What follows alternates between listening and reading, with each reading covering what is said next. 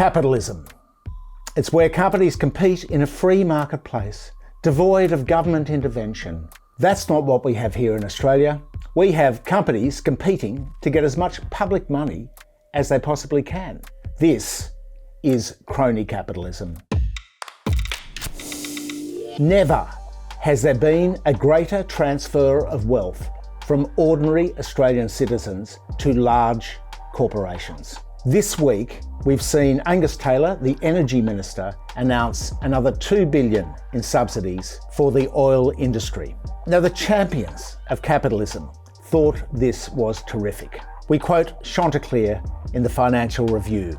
Ampol Chief Executive Matt Doc Halliday has emerged from his gunfight with the federal government over the future of the group's refinery with two big victories for investors, one now and one in the future. Ampol Chief Executive, his actual name is Matt Halliday, but the Fin Review's calling him Doc Halliday, as in the American gunslinger.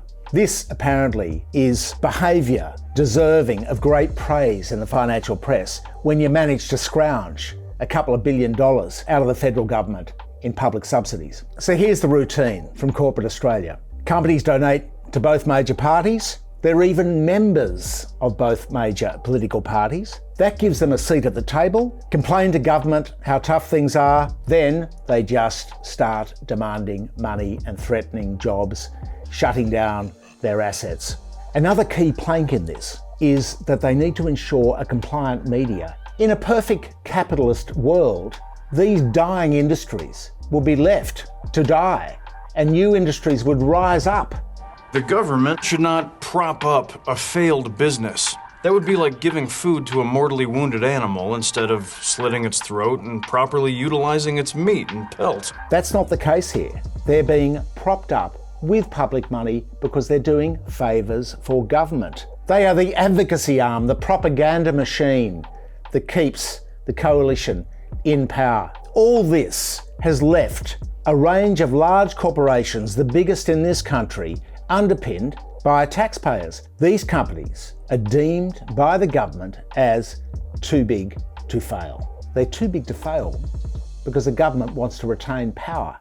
Let's look at the specifics. Australia is a nation of oligopolies, monopolies, duopolies. Look at the gas cartel. They've just won a bevy of handouts in this latest budget. Gas prices in Australia are really high. Where is the competition in this market? There's no visibility, there's no transparency. This is not a marketplace. This is a cartel which is being propped up by government money.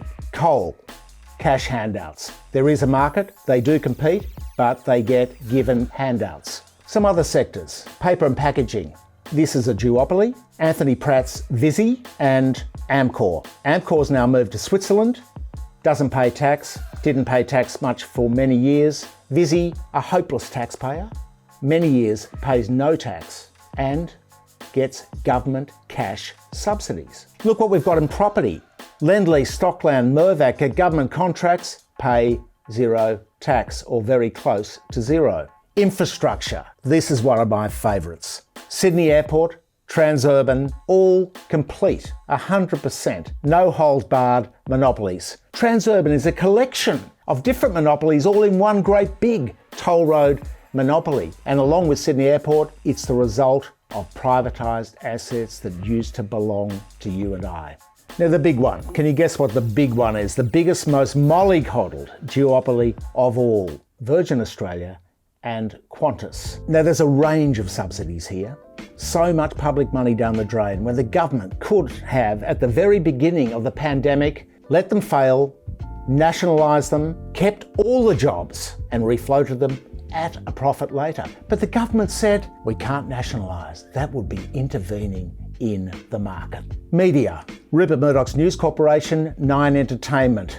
A little duopoly in newspapers and websites going on there, getting the information out from the government through its Canberra bubble filter, press releases one day early, government support, JobKeeper, various other subsidies. Yet the two national dailies, the Financial Review and the Australian, have the hypocrisy to carp on about government spending and social welfare when they're on the government teat themselves, and their corporate mates, their advertisers, are propping them up along with government spending. All this fancy rhetoric about competition, about free markets, it's just nonsense. Never has more money been transferred from ordinary Australian workers to large corporations, many of which are foreign controlled.